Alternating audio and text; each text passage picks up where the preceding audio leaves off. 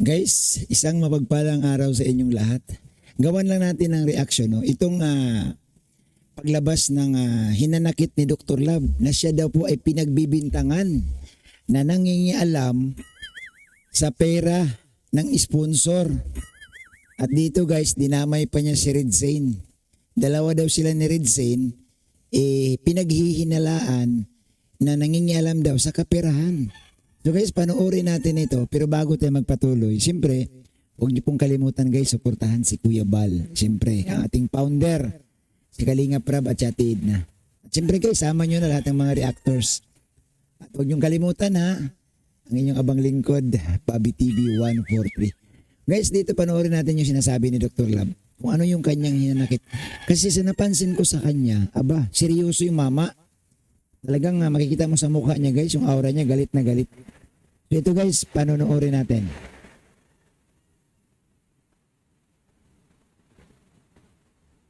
Ang problema kasi pinakikialaman yung mga bagay hindi natin pwede panghawakan. Oh. At kailanman hindi ako nakikialam sa kapirahan ng iba. Ha? Para sa kaalaman mo lang. So dito, parang ang sinasabi ni Dr. Love, hindi ako nangingialam sa pera ng iba. Ibig sabihin, sa madaling sabi, pinagbibintangan si Dr. Love. Pasensya na kayo guys, umuulan ha. Sige, tuloy mo. Hmm. At sasagutin kita. So dito, mayroon na siyang kabangayan.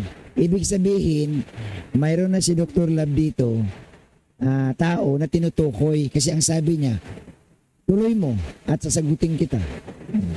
Dinadaan nyo kasi para sabihin nyo. Parang narinig ko nga eh. Parang katulad lang din sa kabila. Bakit? Paano naging katulad sa kabila? Ako ba nanghahawak sa pera nila? Kami ba ni Rinsin nakikialam sa pera nila? Kami ba nagdidikta sa mga sponsor na sa amin ibigay ang pera? Wala. Wala kami tinatanggap. Diretso lahat.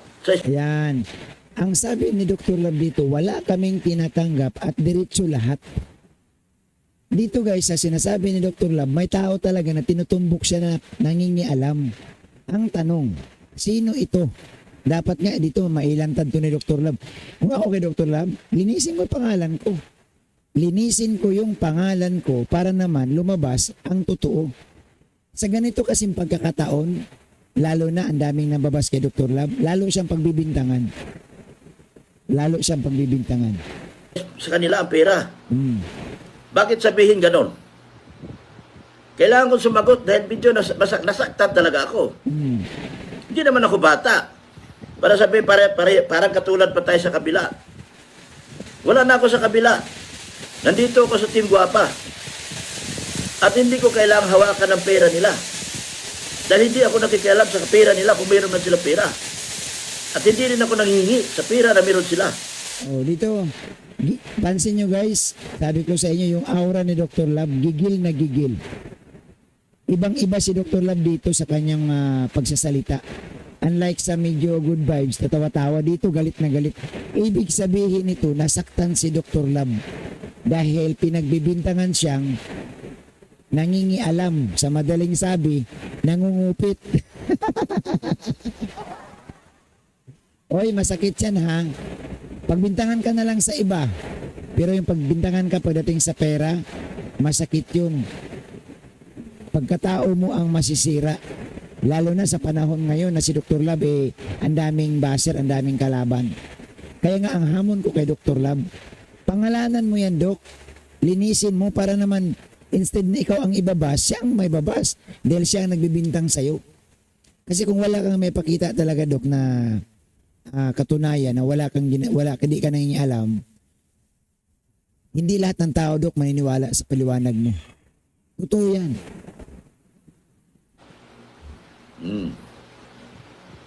Bakit traffic din sa amin? Bakit damay? Hindi ko alam. Dapat nag-iwas sila. Dapat siguro hindi sila nagkikwento kung kani-kanino. Para walang naging kwento yung ibang tao. At lumalabas kasi parang, hey, kailan ba namin pinakialaman yung pera? Yan, dito. Guys, pansin nyo ang pinag-usapan dito pera.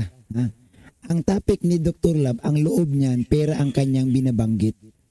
Sabi niya, hey, kailan ba namin pinakikialaman? So, ibig sabihin, hinahamon ni Dr. Love kung sino man itong tarpulanang ito na pinagbibintangan siyang nangingialam. Yun nga ang sabi ko hindi lahat ng tao, Dok, maniniwala sa'yo.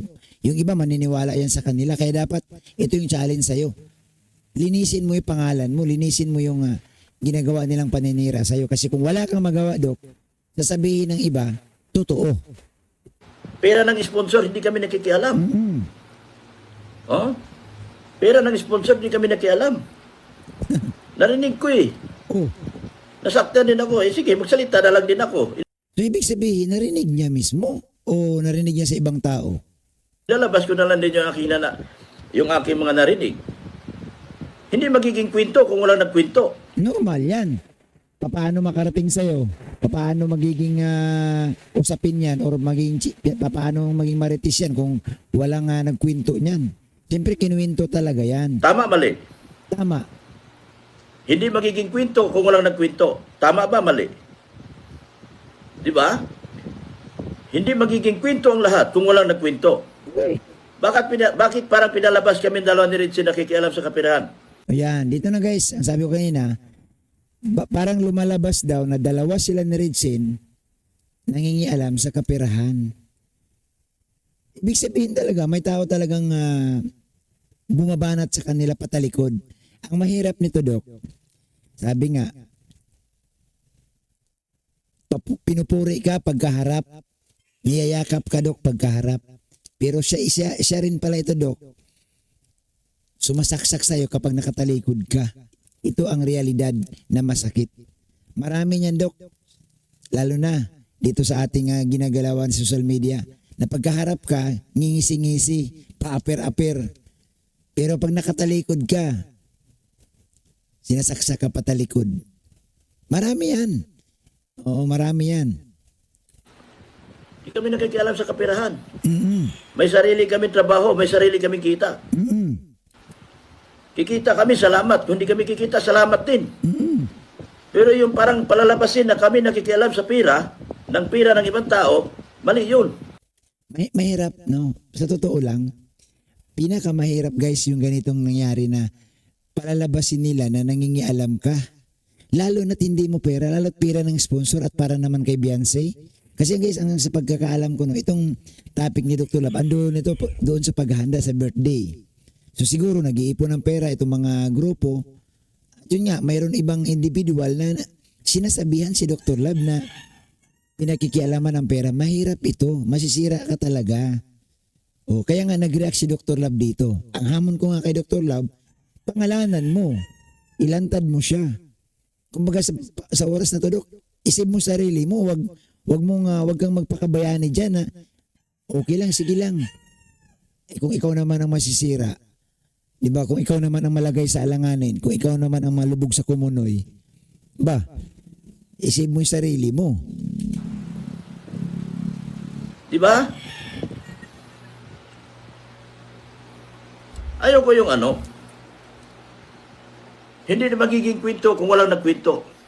So ibig sabihin guys, talagang habang pinapaliwanag ni Dr. Lab, hindi daw maging kwento kung walang nagkwento sa kanya. Ibig sabihin, mayroon isang loyal kay Dr. Lab kung saan itong loyal kay Dr. Lab, kasama siguro ito doon sa mga marites na nag-kwento-kwentuhan. Mabuti na lang, may isang loyal kay Dr. Lab na lumapit sa kanya at kinuwento itong pinag-uusapan ng iba.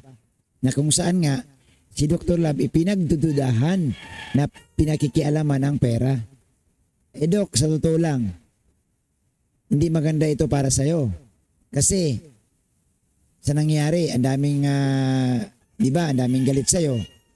Mayroon din naman, mga supporter mo, pero yung galit sa'yo, ang isipin nila, totoo yung binibintang sa iyo. Oo.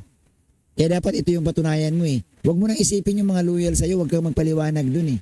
Ang ipakita mo yung sarili mo, nalinisin mo dito sa mga ayaw sa'yo, dito sa mga nagdududa sa'yo, makumbinsin mo sila na totoo sinasabi mo. Oo.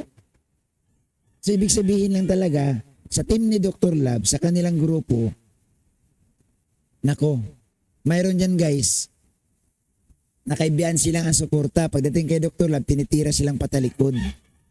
Tinitira kayo, Dok, na patalikod. Ang sagwa. Oo. Kaya mag-ingat ka dyan.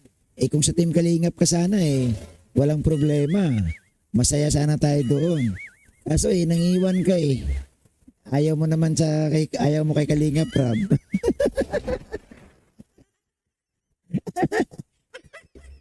Ay, shout out kay Dr. Love. Ayan. Minsan guys, nagkikita din kami nito. Kwentuhan lang. Normal, siyempre, isang lugar man lang kami. Alangan man lang pag nagkita kami, magsisigawan kami, magbabangayan kami. Anong sabihin ng tao? So nagkukwentuhan, kumustahan sa sarili at ang kinukumusta ko sa kanya, yung kanyang kalusugan, ganoon din siya. So ganun lang po.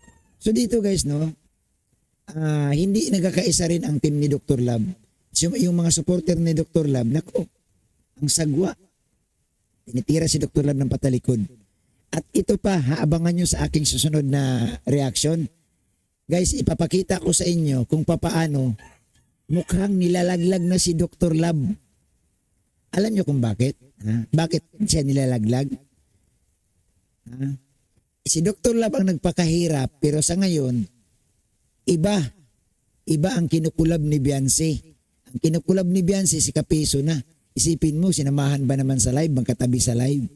Samantalang si Dr. Love na nagpakahirap mula noon,